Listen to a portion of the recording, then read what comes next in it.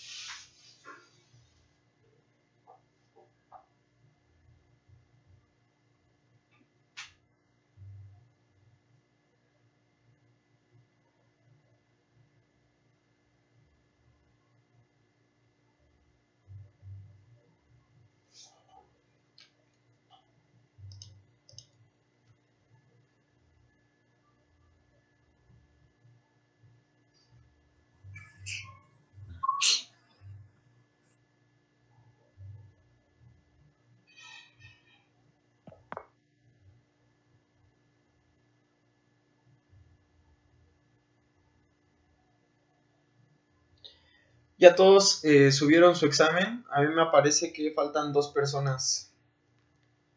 ¿Quién falta de ustedes?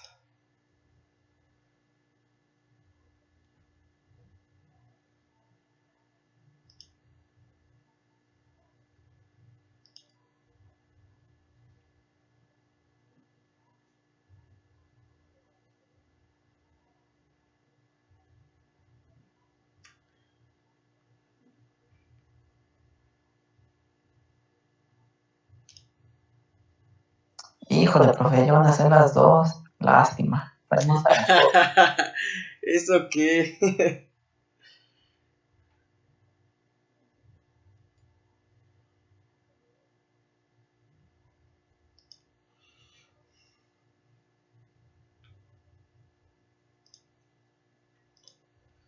Ok. Al parecer ya todos entregaron su examen. Vamos a empezar con un previo. Tantito.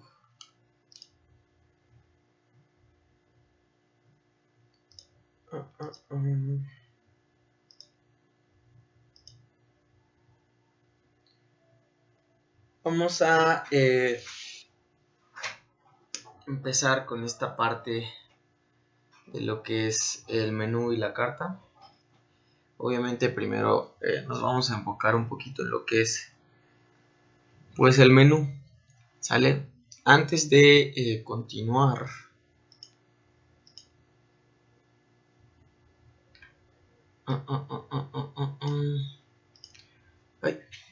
antes de continuar me gustaría conocer o saber cuál es su concepto de menú. O sea, ¿qué es lo que ustedes entienden por un menú?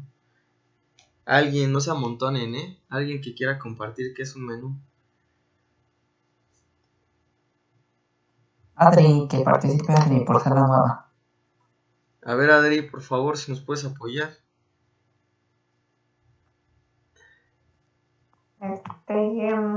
No sé, podría ser como que la lista de platillos que ofreces, no sé, en algún evento o ¿cómo se llama? Restaurante o algo así, pero es como que puede que cambie, también depende de los días, que no siempre es el mismo, a Ok, diferencia de una carta, que es como más algo base de un lugar. algo base de un lugar. Bien. Alguien más que, gracias Adri, alguien más que nos pueda compartir su pensar de qué es un menú.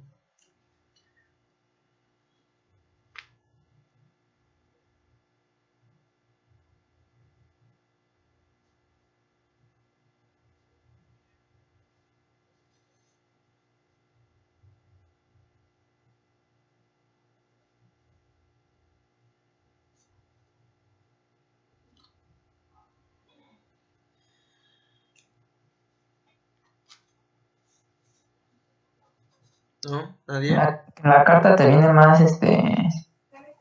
más, digamos, más platillos y más bebidas, pero con su precio individual de las bebidas. Bien. Porque en el menú puede ser que te vengan así 3 comidas en un solo precio, con tu bebida ya. Ok. Entonces, en pocas Bueno, algo palabras, que yo podríamos quiero decir pensar. que es... ¿Mandé? No te escucho muy bien.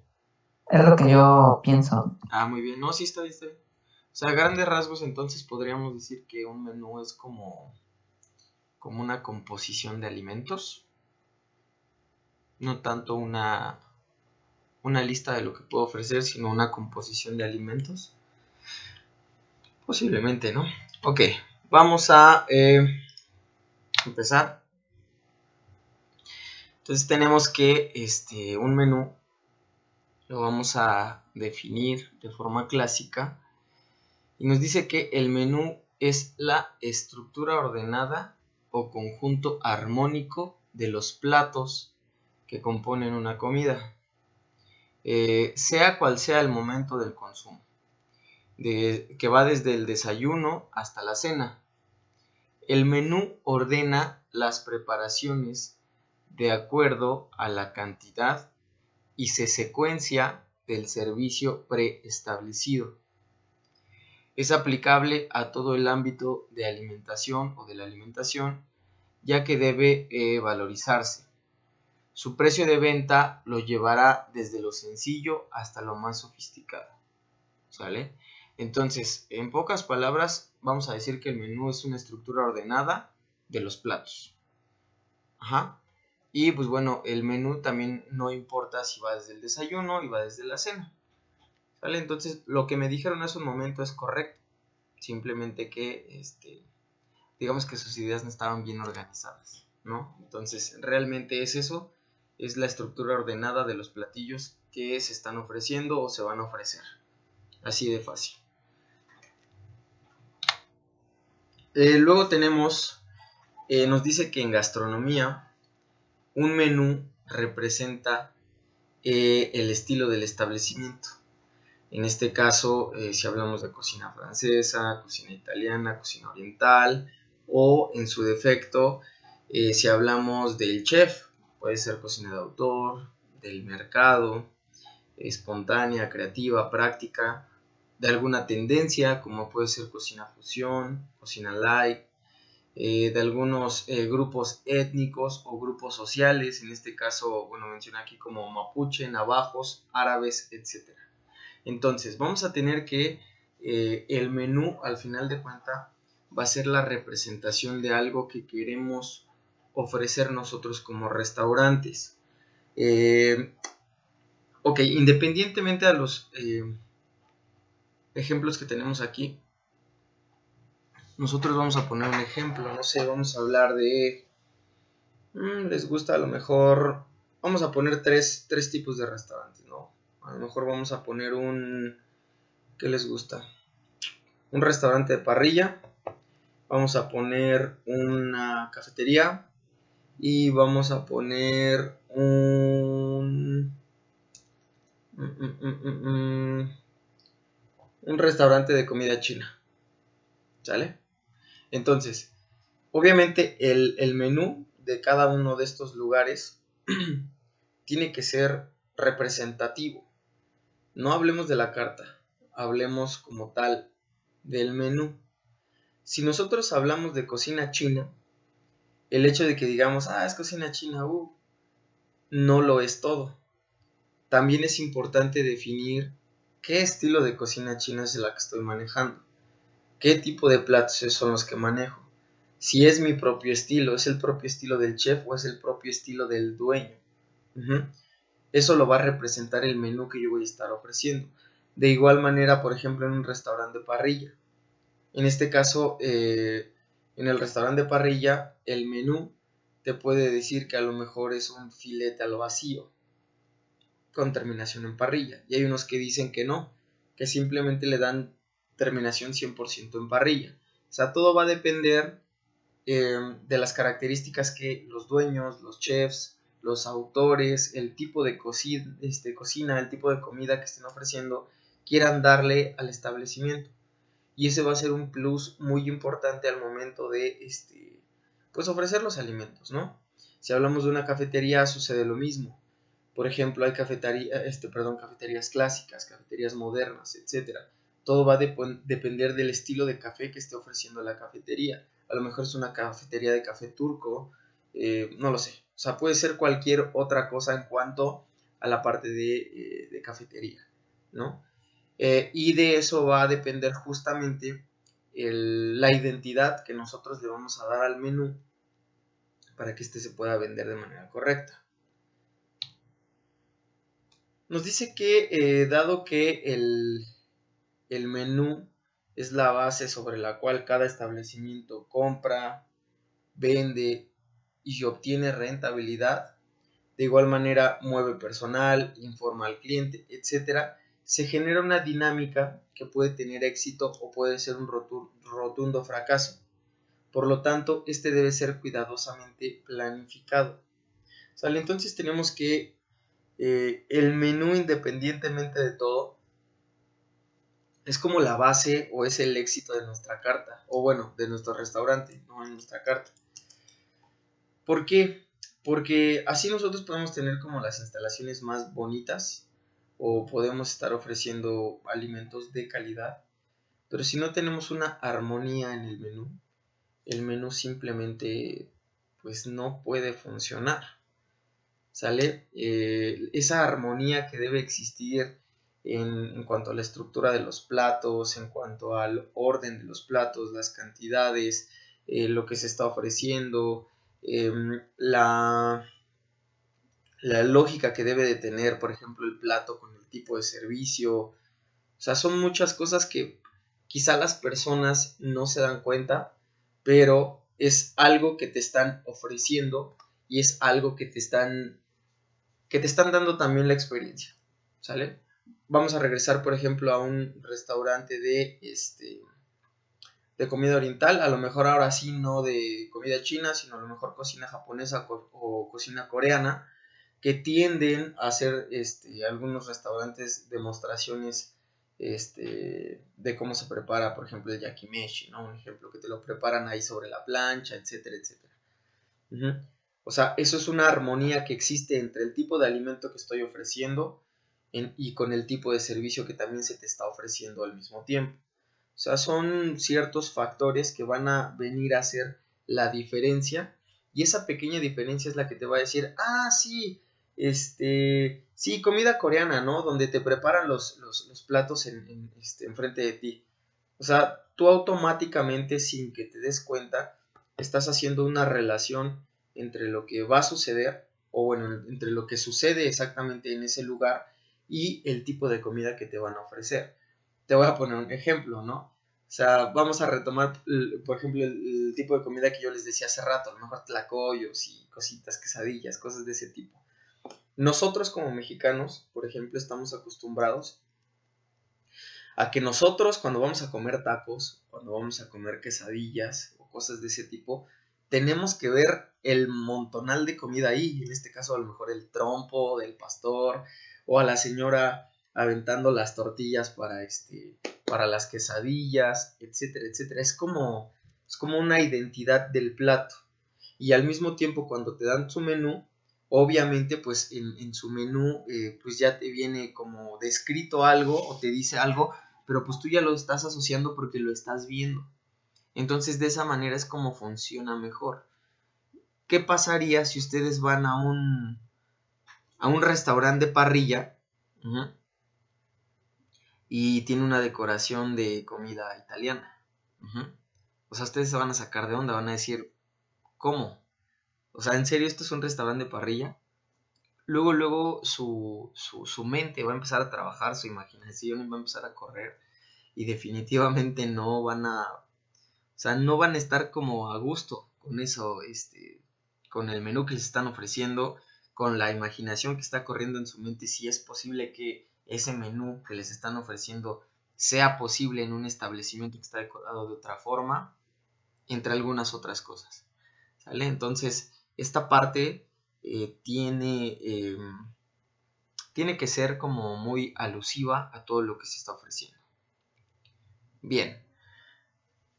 Para entrar en esta parte de la planeación o planificación de los menús, deben existir factores importantes que nos van a ayudar a que, pues, a que lo hagamos de manera correcta. O sea, a lo mejor nosotros siempre hemos pensado de que, ay, es bien fácil hacer un menú, ahorita hago el menú en corto, ¿no? Pum, y lo haces. Pero, digamos que aquí está de la mano, o viene de la mano, el impacto que tiene la mercadotecnia dentro de los alimentos y bebidas. Entonces, vamos a tener que, para la planeación de menús, nos dice que el menú determina los alimentos que han de comprarse, el personal y el equipo necesario para la producción del servicio. Eso también es súper importante. Supongamos que ustedes van a poner una pizzería. Uno de ustedes, otro de ustedes va a poner uno de pollos rostizados, y a lo mejor uno de ustedes va a poner ¿qué les gusta? Una marisquería, ¿no? Entonces, ustedes obviamente dicen, no, pues voy a meter, vamos a suponer, los mariscos. Voy a meter cócteles, voy a meter pescados fritos, voy a meter pues como lo básico de una marisquería que nosotros conocemos común, ¿no? Así que la mojarra al mojo de ajo, que los camarones a la diabla, que el cóctel así, que asa, bla, bla, bla, ¿no? Y cuando ustedes quieren hacer su carta, resulta que dicen, no, pues sí, voy a meter entonces fritos y voy a meter lo antes mencionado. Hacen su carta, todo el rollo, todo ahí, todo padre. Y pum, resulta que a lo mejor al momento de contratar, número 1, tu personal, ¿no? Dices, ok, busco a lo mejor un especialista en mariscos. Pero ¿qué tal que ese especialista en mariscos te dice, ¿sabes qué? A mí me patean los fritos. Yo no sé hacer fritos. Te hago lo que tú quieras, menos fritos. Uh-huh. Y por otra parte, en la adecuación de tu establecimiento, no tienes una campana de extracción. O sea, es poner un ejemplo, ¿no? No tienes una campana de extracción. Y por otra parte, sí, contrataste un mesero, perfecto. Pero ¿qué crees? Que ese mesero no sabe que cuando sacas un plato con una campana frito, se va a humedecer y va a perder el crocante, ¿no? Entonces, ¿qué es lo que pasa?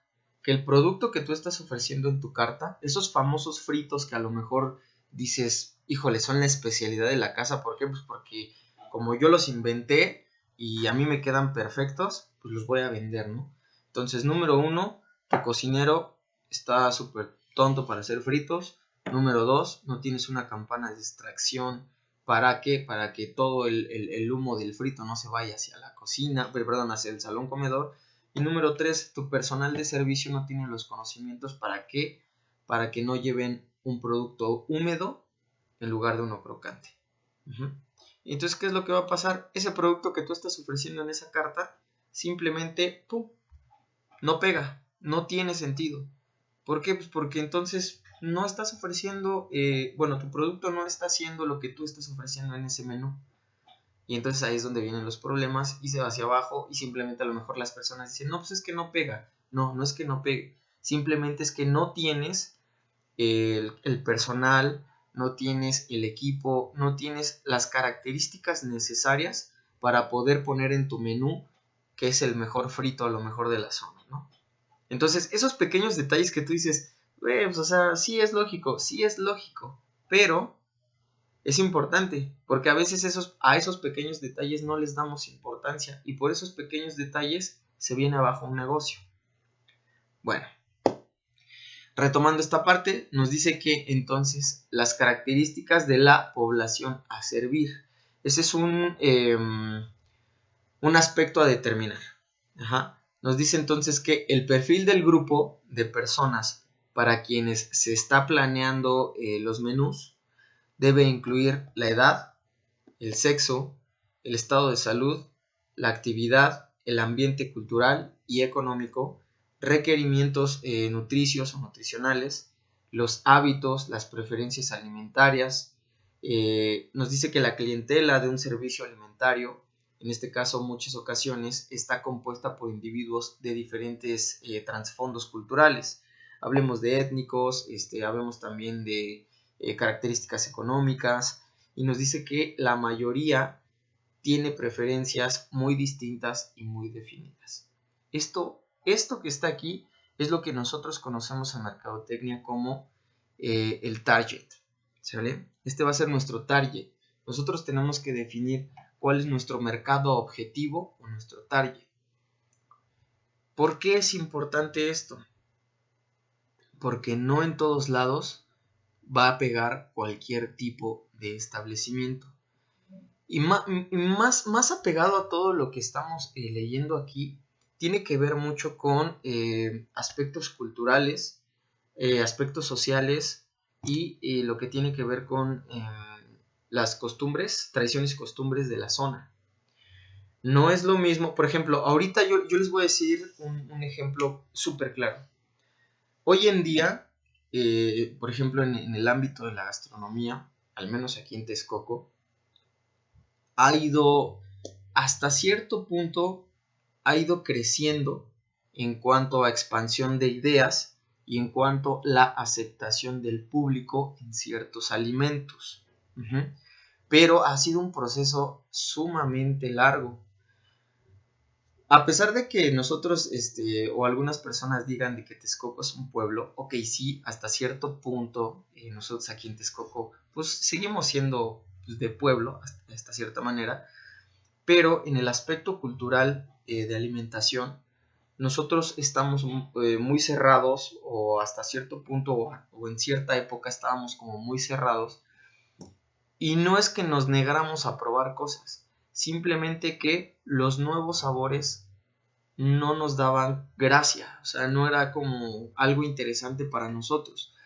Yo recuerdo hace 11 años, 12 años, yo me gradué hace 12 años, y cuando yo recién estaba más o menos a media carrera, teníamos o planificábamos poner como establecimientos de cosas nuevas. En este caso, en Ciudad de México y en otras partes del mundo, hablando específicamente de Estados Unidos y Canadá, el boom de los cupcakes era así como enorme. O sea, de verdad todo el mundo estaba haciendo rico con los cupcakes en ese tiempo. De hecho, la famosa cupquería en Ciudad de México, estaban deliciosos, pero obviamente el poder adquisitivo y lo que representaba para ti comer un cupcake en ese tiempo era totalmente distinto a lo que, en esa zona, a lo que es aquí en Texcoco. Porque, por ejemplo, aquí en Texcoco pues, dices, ok, es un panqué, no voy a pagar 60 pesos por un panqué. O sea, voy a la panadería y lo consigo por 4.50 o por 6 pesos y está más grande. Y entonces tú le ves el valor agregado, o le veías el valor agregado y decías, o sea, es que no es por ahí, o sea, es que entiende, es que es de tal sabor y lleva esto y lleva el otro, y cuando lo combinas y sabe súper bien y son sabores que no vas a encontrar aquí y la fregada, y la gente decía, es que me llena más el otro. Ajá. Aquí el punto era, comes por comer, no por lo que te pueda ofrecer o por el valor agregado que te pueda ofrecer el producto cuando lo tienes en boca. Es totalmente distinto porque digamos que la visión te hace cambiar, o la visión hace que notes las cosas de distinta forma. Entonces, en ese tiempo costaba mucho trabajo hacer cambiar de parecer a la gente. Y negocios pequeños que empezaban a poner pues, negocios nuevos de comida, no pegaban. O sea, de verdad era cosita de que abrían un pequeño negocio y al mes, a los 2 meses, ya no existía. Y le preguntábamos a compañeros, amigos que teníamos que estar en el ámbito, oye, ¿qué onda? ¿Qué pasó si tu concepto estaba súper chido? Pues sí, sí estaba chido, dice, pero pues no vendía. O la gente no consumía, o la gente llegaba y preguntaba y se les hacía súper caro, o cositas de ese tipo. Entonces dices, rayos, el aspecto cultural que nosotros tenemos, o que el lugar donde yo vivo, es totalmente distinto. ¿Por qué? Porque a nosotros nos encantan los tacos, nos encanta las carnitas, nos encantan las quesadillas, las tortas, todo lo que sea como rápido, grande y a buen precio, como dirían por ahí, bueno, bonito y barato, a todos nos gusta. Y digo a todos porque digo, es una cultura que nosotros ya traemos y que realmente tú dices, traigo 60 pesos en la bolsa, no me lo voy a gastar en un cupcake, con 60 pesos, no sé, me compro una torta cubana, ¿no? Un ejemplo. Entonces así es como funciona. La parte cultural va a ser muy importante para que nosotros podamos definir un establecimiento o el sitio de un establecimiento. Ajá, ejemplo, ¿por qué creen que en Texcoco no existen, no recuerdo cómo se le llama este tipo de bares, pero ¿por qué creen que no existen bares para degustar vinos? Es justamente lo mismo. La cultura del vino en Texcoco es una cultura creciente. O sea, digamos que somos pocas personas las que en realidad decimos, a mí me gusta este rollo y así está el asunto. Sin en cambio vas a Ciudad de México y en Ciudad de México hay pequeños bares, son como bares de degustación donde tienen cava, tú eliges digamos que el vino o existe un sommelier que te da el vino, pero al mismo tiempo tienen una gama de maridajes. Y la gama de maridajes te pueden ofrecer quesos, te pueden ofrecer panes, te pueden ofrecer mermeladas, te pueden ofrecer muchas cosas que literal el objetivo de esos bares es que te sientes a platicar con 1, 2, 3 personas o grupos cerrados de personas donde pides vino y literal al centro de la mesa hay tablas de quesos, tablas de carnes frías y así es como degustas, ¿no? En Texcoco no lo hay y no va a pegar.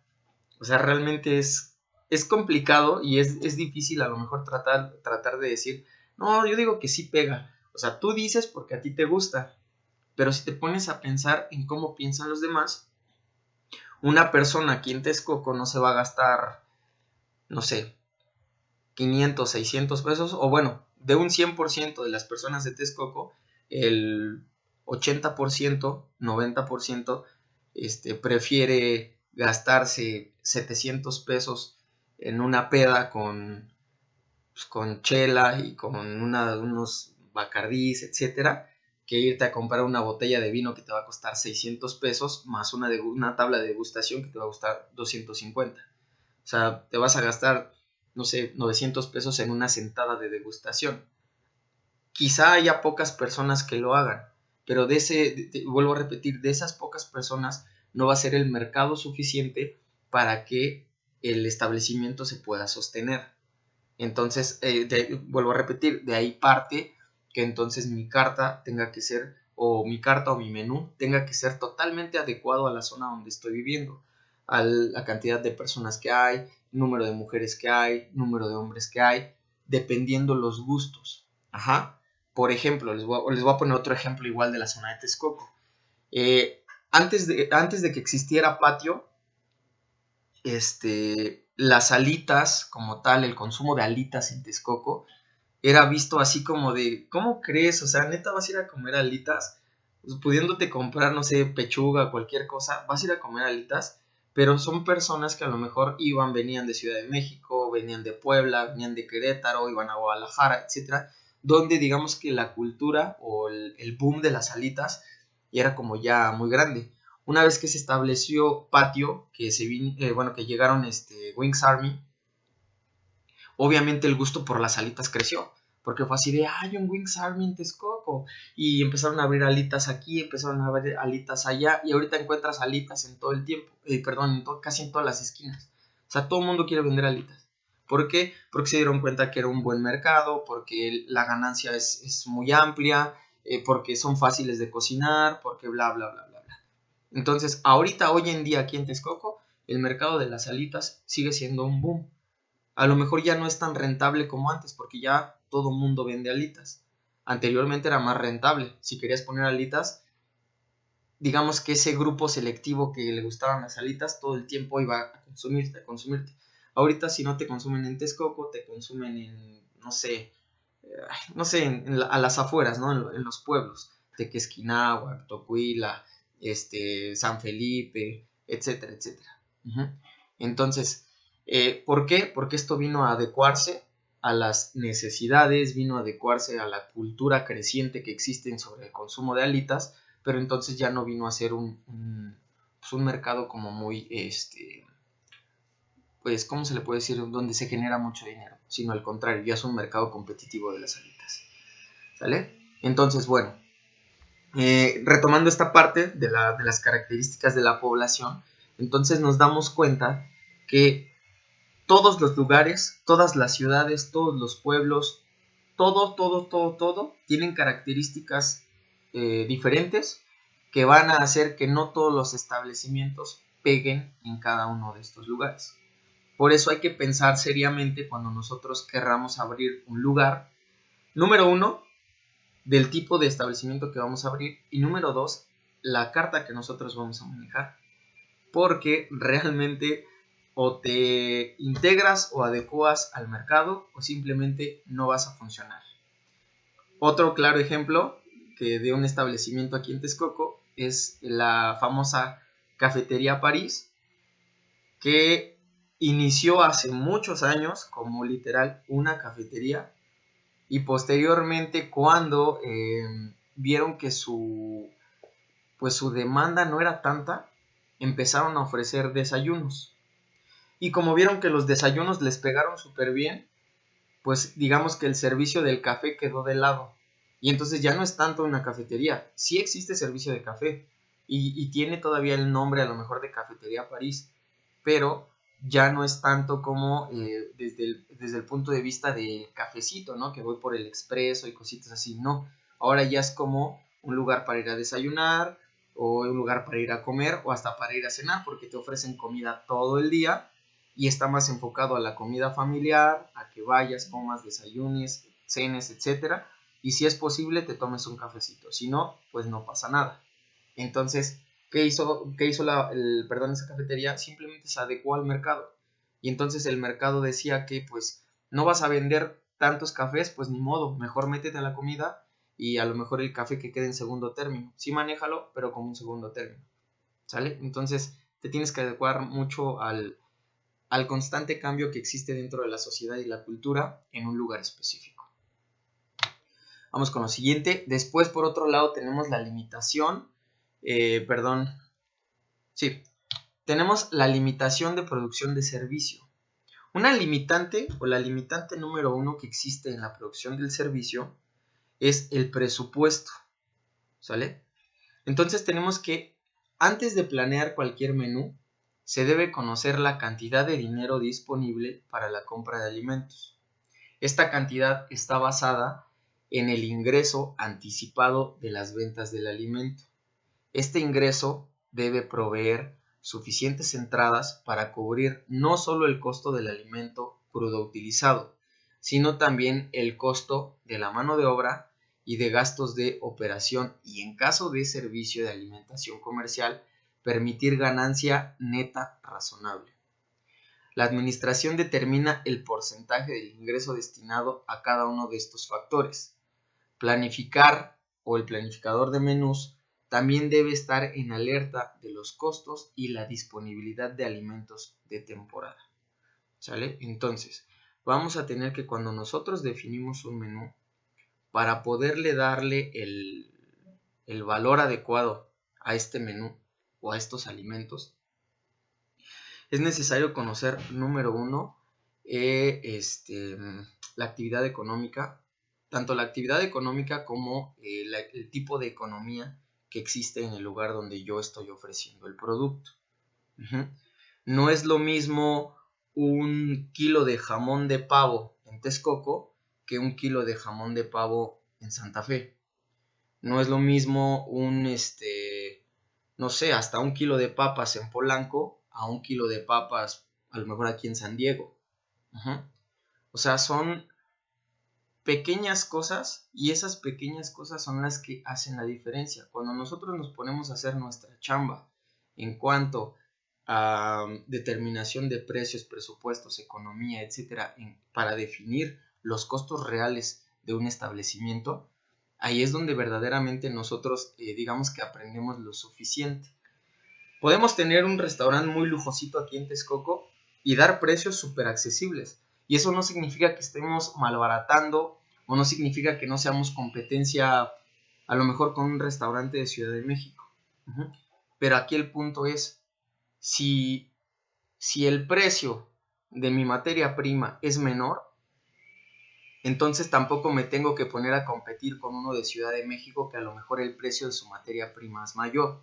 Entonces, por lo tanto, el precio de venta, a lo mejor aquí en Texcoco es de 20 pesos y en Ciudad de México es de 45.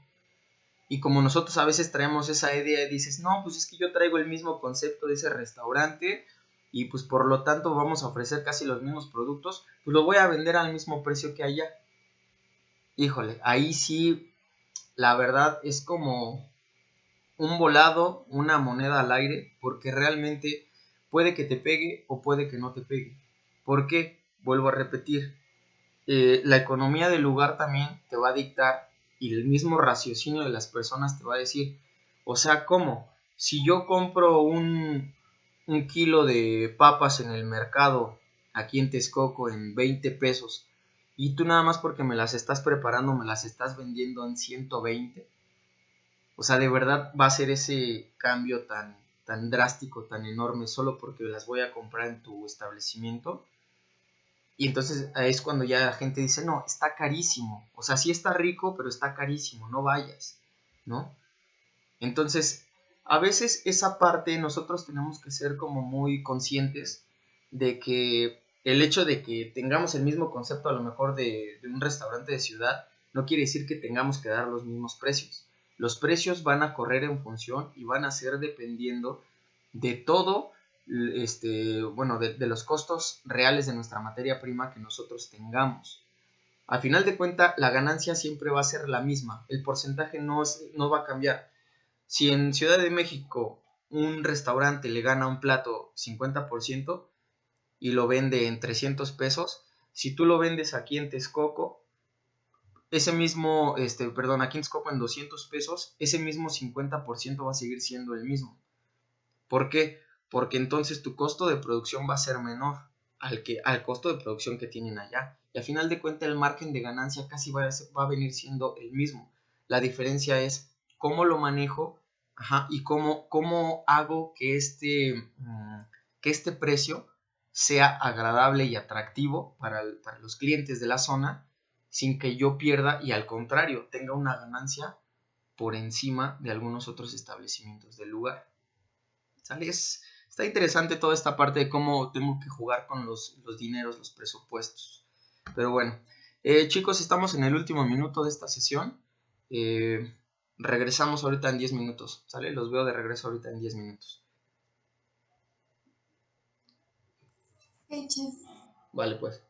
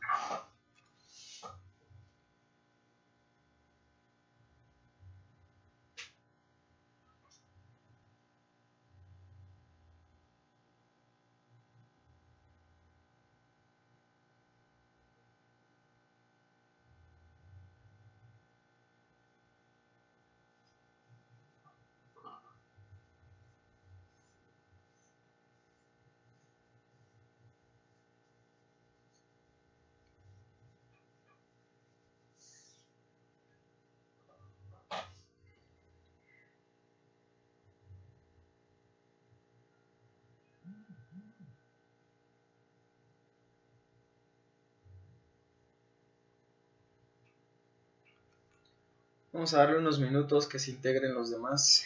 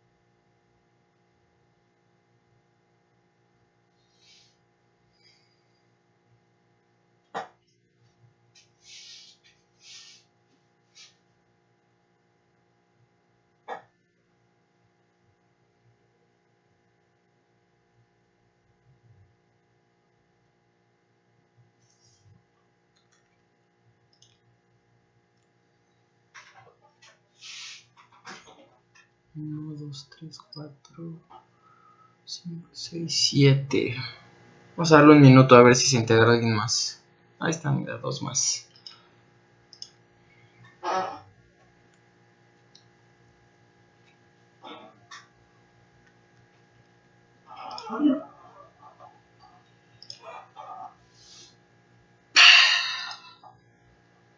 Perfecto, entonces, a ver. Retomando esta parte, vamos a meterle un poquito de prisa a esto, para ver si como eso de las 10 para las 3 le paramos, ¿sale? Ahora sí, les decía, retomando esta parte de las limitaciones de la producción y servicio, hablando específicamente del presupuesto, vamos a tener que entonces debe existir como un equilibrio, ¿sale? Ese equilibrio siempre debe de existir en cuanto a nuestra área o zona donde estamos o donde queremos establecernos como negocio. Muchas veces el hecho, hay muchas personas que en realidad ni siquiera hacen como este tipo de ejercicio, sino el mismo se dejan llevar por la corriente.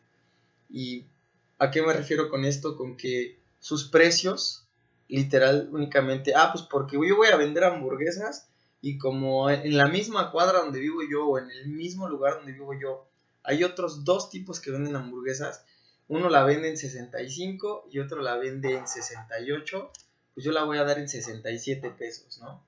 O, ¿sabes qué? Si uno la da en 68 y vende un buen, pues yo la doy en 68 pesos. O sea, es como muy tonto, ¿sabes? Porque ¿Saben por qué? Porque realmente el hecho de que tú costees tus recetas te da hasta, pues, sí, hasta pudieras ganar más. Así, con eso les digo todo. ¿Por qué? Porque como dice, pues, si esa persona la vende en 68 pesos, pues entonces yo voy a comprar todo. Y pues sí, entonces de que sale, sale, pues porque a esa persona le sale. El problema es en dónde se va ese dinero. Ajá. A lo mejor lo que no sabe esa otra persona que vende esa hamburguesa en 68 pesos es que a lo mejor le sale a él, bueno, le sale, ¿cómo se llama? Elaborarla en, no sé, 45 pesos, ¿no? ¿Por qué? Pues porque a lo mejor no compra en los lugares correctos, porque a lo mejor desperdicia más aceite de lo normal, se desperdicia más grasa de lo normal, bla, bla, bla, bla, ¿no? Y a lo mejor, ¿sabes por qué también? Porque no porciona. Entonces, ¿qué es lo que dice? No, pues a lo mejor yo compro, un ejemplo, ¿no? 3 kilos de carne de res. Y con esos 3 kilos de carne de res me tienen que salir 20 hamburguesas. No, pues está re bien, ¿no? ¿De cuánto? No, pues no sé, simplemente hago las bolitas y pues ahí más o menos le calculo y me salen 20 hamburguesas. Y entonces ahí es cuando viene el punto, ¿no? A lo mejor le salen pues pequeñas, grandes, no lo sé, simplemente le salen 20. Y a lo mejor tú costeando dices, bueno, costeando número uno y también ¿cómo se le dice? Se me fue la palabra. Bueno, porcionando, costeando, porcionando y estandarizando tus recetas, puedes tener un margen de ganancia más grande. A lo mejor esos 3 kilos de carne, una vez estandarizando, no obtienes 20 hamburguesas, quizás obtienes 27 o obtienes 26. Y esas pequeñas 6 o esas 7 son las que van a venir a hacer la diferencia. Y no es que a lo mejor sea muy poco lo que tú ofreces, sino tú estás ofreciendo un producto. Si se dan cuenta, por ejemplo, la mayoría de los restaurantes, principalmente, por ejemplo, de hamburguesas, hablemos a lo mejor, no sé, de Johnny Rocket, hablemos a lo mejor de Carl's Jr., a lo mejor de Burger King. La mayoría de esos restaurantes de comida rápida de hamburguesas, ¿qué es lo que hacen? Ellos cuando te venden una hamburguesa te dicen que, no sé, la Mac Angus, ¿no? Un ejemplo, ¿no? O la King Angus. Y a lo mejor ellos te dicen, ok, pues es 100% carne de res, queso amarillo, la fregada, no sé qué. Y 160 gramos de carne, ¿no? Así es como lo manejan. Y no te engañan y no te dicen porque son 160 gramos de carne. Entonces tú como encargado de un lugar, como dueño de un lugar, es justamente lo que tienes que hacer. Así también, por ejemplo, si estás en un restaurante de cortes de carne, todo restaurante de cortes de carne te lo vende por gramaje. Y te dicen, son, no sé, 200 gramos, 250 gramos a lo mejor de un tibón de calidad prime, ¿no? Y entonces ahí ya tiene que ver tanto la calidad, el gramaje, bla, bla, bla. Y entonces ahí es donde viene la diferencia. Retomando la parte de las hamburguesas. Si a una persona que dice compro 3 kilos y me salen 20 hamburguesas, tú vas a decir, ok, yo voy a medir mis hamburguesas y las mías, ¿por qué? Pues porque así yo las vendo. Van a pesar cada porción de carne 160 gramos y no me van a salir 20, me van a salir 27 o a lo mejor me salen 32. Y entonces, ¿dónde está el secreto a lo mejor? Pues que a lo mejor, independientemente que el otro señor te la venda y pues está buena, pues está X, y a lo mejor la tuya tiene buen tamaño, tiene buenas porciones, tiene muy buen sabor, obviamente vas a vender mucho más tú y tu margen de ganancia va a ser más amplio. Porque esos mismos 3 kilos de carne de res son los mismos 3 kilos que tú estás vendiendo. La diferencia es el valor agregado y cómo estoy manejando mis costos para que mi ganancia sea más elevada. Entonces, bueno, así es como podemos manejar esta parte a grandes rasgos de lo que es pues sí, los presupuestos para poder otorgar los precios de un menú. Vamos con el siguiente. Ok, en el siguiente tenemos el equipo y planta física.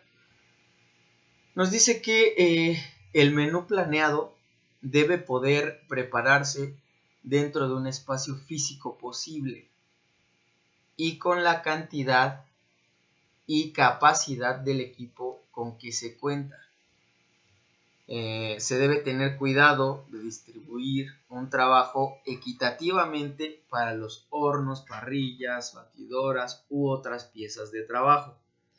El planificador de menús debe conocer las restricciones del equipo empleado, de recipientes y otros utensilios antes de escoger componentes del menú. ¿Sale? Ahora bien, ¿a qué hace alusión todo esto? Independientemente que nosotros contemos con el mejor equipo o el equipo necesario para poder realizar alguna preparación, también es importante conocer las características del equipo y cómo puede responder, por ejemplo, si es que se está explotando mucho o si es que definitivamente lo vas a usar poco. Ejemplo, volviendo a, no sé, a la parte de Burger King, de McDonald's y todo ese tipo de empresas, ellos tienen un equipo específico y no se meten en broncas, ¿sale? Un gran ejemplo de ello es no sé si se han dado cuenta o si son observadores cuando van a ese tipo de lugares, pero las freidoras que tienen ellos son unas freidoras chulísimas. O sea, de verdad son unas freidoras enormes que manejan temperaturas específicas, bla, bla, bla. O sea, una freidora que maneja un establecimiento de ese tipo te viene costando arriba de los 90,000 pesos o arriba de los 130,000 pesos nada más una freidora, ¿sale? Pero, ¿por qué cuestan eso? Porque son freidoras de uso rudo. Son freidoras que van a ocupar todo el día, diario, casi, o al menos 12 horas al día. O sea, imagínense el tipo de trabajo que le meten a esas freidoras para que puedan funcionar de ese tipo. O bueno, para que puedan funcionar así. O sea, no es lo mismo que vayamos a un lugar donde venden parrillas y asadores y nos compremos una de esas freidoras con nuestra rejita. O sea, si nosotros ocupamos al menos por un año diario una freidora de esas, a lo largo de ese año va a suceder algo y es que se va a empezar a picar la lámina, vamos a empezar a tener fugas de aceite, va a empezar a suceder algo. Algo le va a suceder al equipo. Y entonces en lugar de nosotros poder ofrecer un producto pues de calidad frito, lo que va a pasar es que esa poca ganancia que estamos generando se va a ir para la reparación. Entonces, retomando esta parte, equipo y planta física. Todo el equipo y toda la planta física tiene que ser alusivo al tipo de producto que yo voy a ofrecer en mi menú. Si no es coherente el tipo de alimento que yo estoy ofreciendo con el equipo que tengo, simplemente esas ganancias, en lugar de ser ganancias, va a ser un dinero que yo voy a estar ocupando para la reparación de mi equipo todo el tiempo, o comprando equipo nuevo, etcétera, etcétera, etcétera. Y entonces no va a tener caso que yo venda ese producto si no tengo el equipo correcto o el equipo adecuado. O eso hablando sobre el uso del mismo. Otro también aspecto importante, vamos a suponer yo tengo una, no sé, ¿qué les gusta? Yo tengo una boutique de postres. Una boutique de postres. Entonces, ¿qué es lo que pasa? A lo mejor yo en mi boutique tengo, no sé, como panes muy, no sé, croissants así como muy bonitos, de colores, tengo macarrones, tengo panadería fina, repostería fina, vendo a lo mejor los famosos petit four, etcétera, etcétera, ¿no? O sea, yo tengo ese tipo de productos. ¿Qué pasa? Que yo, pues digo, yo lo sé hacer, no pasa nada, a mí todo me queda chido. Ah, ok, entonces, ¿cuánto vas a invertir? No, pues a lo mejor voy a invertir, ¿qué te gusta? 60,000 pesos. Ah, órale, súper bien. Sale, ¿qué tipo de horno vas a comprar? No, pues me voy a comprar de esos hornos que traen, por ejemplo, los de las pizzas o los de las ferias. Son funcionales, cuestan 5,000 pesos, funcionan súper bien, etcétera, etcétera, ¿no? Ah, no, pues yo me voy a comprar una, ¿cómo se le dice? Un estufón industrial, como el que aparece aquí en la imagen, pues que ya trae su horno y pues así ya puedo ocupar y hacer esto y lo otro, ¿no? No, súper bien. ¿Qué pasa? Que resulta que cuando estás haciendo tus pruebas, ¡pum! Número 1, el croissant, pues no, simplemente no se cocina parejito, ¿no? Y entonces quema por la parte de abajo, dora mucho, bla, bla, bla. Voy a hacer los macarrones, ¡pum! ¿Qué pasa? Chin. Inflan, se queman por la parte de arriba y cuando los saco, se van hacia abajo, ¿no? Híjole, entonces, ¿qué está pasando si yo lo sé hacer? Simplemente no tienes el equipo adecuado para que tú puedas hacer ese tipo de procedimientos. Ahora, estamos hablando de que la repostería y la pastelería son punto y aparte y obviamente ahí necesitas pues equipo pues casi especial para que puedas tener una producción casi en masa o una producción constante y de que no estés cuidando así de, híjole, es que ahora no hice esto en el horno y entonces, no funcionó. Entonces, simplemente tienes un horno especial para repostería, para ese tipo de cosas, metes, sacas y sin problema, ¿sale? Pero, ¿qué estamos hablando? Que de 60,000 pesos que ibas a invertir para todo tu establecimiento, esos 60,000 pesos apenas van a ser para el enganche de un horno de ese tipo. Estamos hablando que un horno muy bueno de convección, pues no baja de los 90,000 pesos. Nuevo, claro está. Si es de uso, lo encuentras en 50, 60. Pero nuevo no lo vas a bajar de 90,000 pesos. Entonces es ahí donde también tenemos que poner en contraposición, o bueno, debemos hacer como una nivelación de lo que yo quiero ofrecer y las capacidades que tengo tanto de equipo y de material para poder ofrecer ese producto del menú, porque si no, pues definitivamente vamos a tronar, no vamos a vender, y pues de ser a lo mejor una boutique de repostería, vamos a terminar siendo una panadería. Y no es que esté mal, pero entonces el objetivo ya no es el mismo. Mi objetivo era vender cosas súper fresas, súper cookies, y al final de cuentas, pues no voy a vender nada de eso, ¿no? Entonces sí hay que ser como muy conscientes en esa parte cuando estamos elaborando el menú, y este aspecto es muy importante. ¿Cuál es mi capacidad en cuanto a equipo y en cuanto a material para poder realizarlo? Si no, definitivamente no voy a poder hacerlo. Número 3, el personal, ¿sale? Nos dice que el número y habilidades y destrezas de los empleados son factores que deben considerarse al determinar la variedad y complejidad del menú. Debe tomarse en cuenta los horarios de trabajo para todos los días porque algunos platillos requieren de preparaciones previas. Nos dice que el menú necesita planearse de manera que la carga de trabajo esté distribuida equitativamente a través del día y que se eviten demasiadas preparaciones a la última hora. ¿Sale? Entonces, hablando específicamente de un restaurante, todo esto que nos dice el texto, pues hace alusión definitivamente a la cocina de un restaurante que te brinda el servicio en tiempo y forma, ¿no? Entonces vamos a tener, número 1, que el hecho de tener gran personal no nos garantiza el éxito del lugar. O sea, el número de personal hasta cierto punto es un poco subjetivo porque mucho no quiere decir calidad. La capacitación de nuestro personal, eso es lo que en verdad nos importa cuando nosotros queremos hacer algo. No sé si ustedes hayan visitado este restaurante que se llama...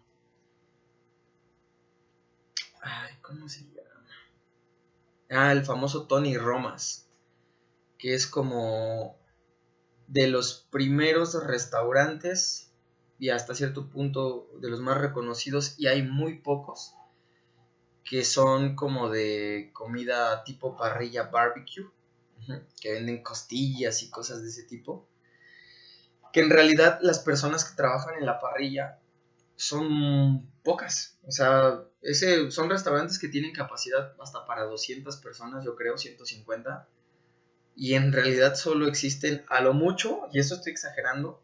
Por ejemplo, a mí me tocó verlo en un restaurante, creo que fue en Angelópolis, ahí en Puebla, donde en Tony Romas justamente pues, era un restaurante como para 200 personas y únicamente había 3 personas en parrilla. La verdad es que estaba súper bien. La parrilla obviamente estaba genial, una parrillísima así enorme. De hecho eran 2 en escuadra, 2 parrillas en escuadra.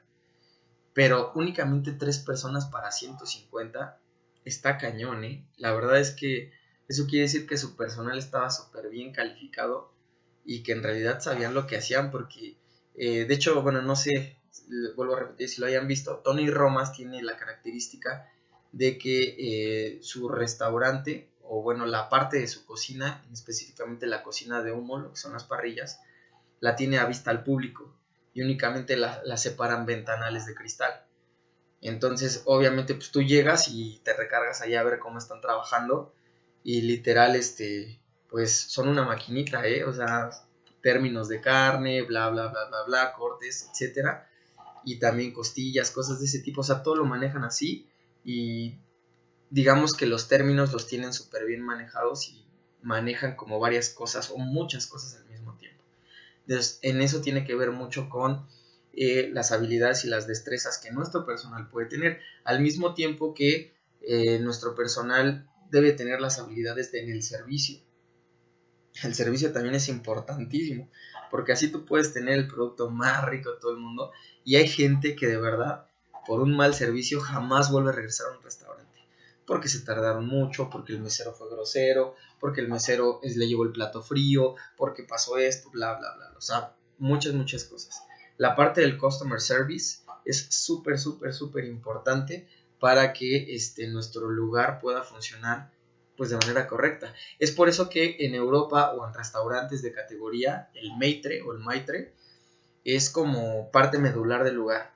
Porque si el maitre no está en todo, no está regañando, no está exigiendo, no está haciendo ciertas cosas, simplemente la categoría del lugar puede bajar. Así como también la parte de la entrega de las estrellas Michelin, que tiene que ver tanto como la cocina como el servicio, que es súper importante para que las estrellas Michelin se puedan brindar o puedan permanecer en un restaurante o con un chef. Ajá. Entonces vamos a tener que esta parte del personal es un aspecto o una característica que siempre tiene que estar como al pie del cañón, porque si no, definitivamente, vuelvo a repetir, las cosas no van a funcionar. Y finalmente vamos con esta parte, y bueno, con esto vamos a culminar el día de hoy, que son la disponibilidad de los alimentos. Nos dice que esto especialmente es importante y resulta hacerlo para aquellos alimentos frescos.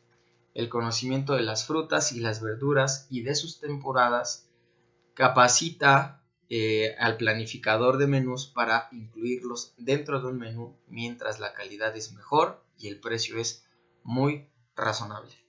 Entonces, vamos a tener que en esta parte, nosotros como pues, gastrónomos, hay algo que tenemos que manejar al pie del cañón, que son las temporadas de las frutas, de las verduras, de semillas, etcétera, etcétera, etcétera.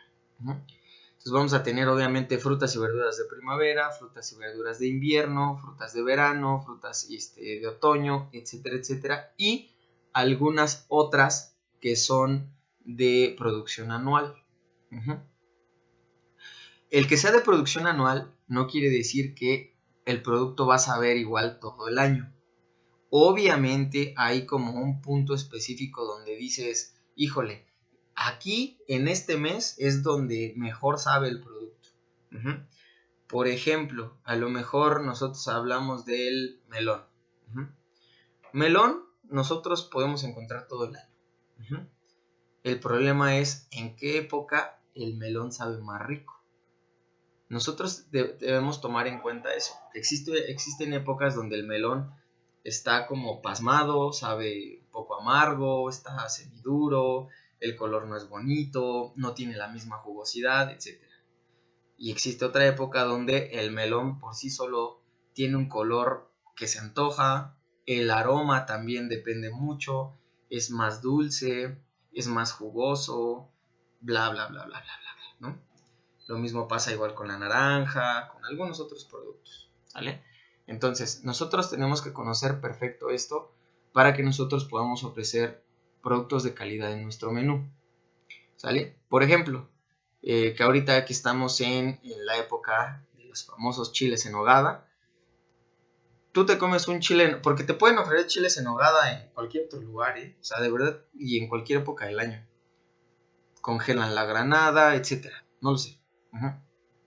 Y pues te va a saber rico, pero no te sabe igual como cuando te lo comes en esta época, septiembre.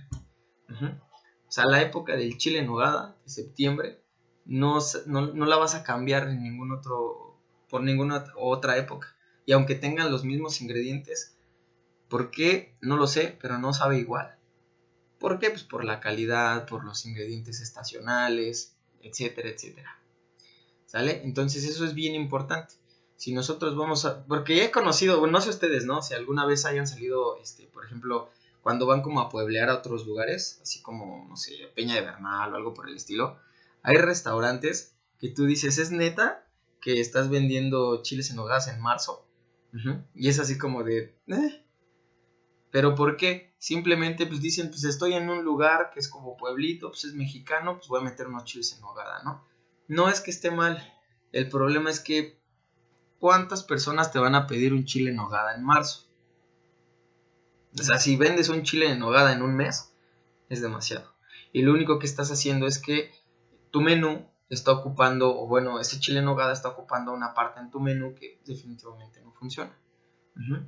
Ahora, viéndolo desde otro punto de vista, cuando existía el Bully, el restaurante El Bully, el de Ferrá Adrián, únicamente habría, me parece que eran 3 meses o 4 meses al año, no, 2 o 3 meses al año únicamente habría. En cierta época, me parece que habría en verano, si no mal recuerdo, en verano en España. Y alguna vez lo entrevistaron y le preguntaban que por qué. Decía que él el resto del año se la pasaba haciendo investigación respecto a los productos que iba a ofrecer, pero los productos que iba a ofrecer, esa era su temporada buena. O sea, respecto al menú que él había creado, él necesitaba esa temporada para poder vender esos productos, porque si no, no iban a saber igual. Entonces, para poder ir al Bully en ese tiempo, tenías que hacer reservación hasta de un año antes para que tu reservación estuviera lista. Entonces, todos los productos que ofrecían, su mayoría en el Bully, eran productos que, pues que eran de temporada. ¿Sale?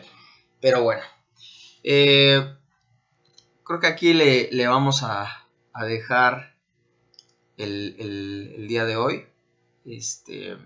Hasta a ese punto, obviamente hay más que platicar al respecto, pero pues bueno, les voy a dejar tarea igual en el Classroom, tanto para la materia de ayer como la de hoy, se las dejo hoy, o bueno, en un rato se las subo en las dos, las dos clases, y pues nos vemos la siguiente semana, ¿vale? No, profe. Órale, pues cuídense mucho, que estén muy bien, buen fin de semana. Gracias, profe. Gracias, Igualmente. igualmente. De nada, cuídense.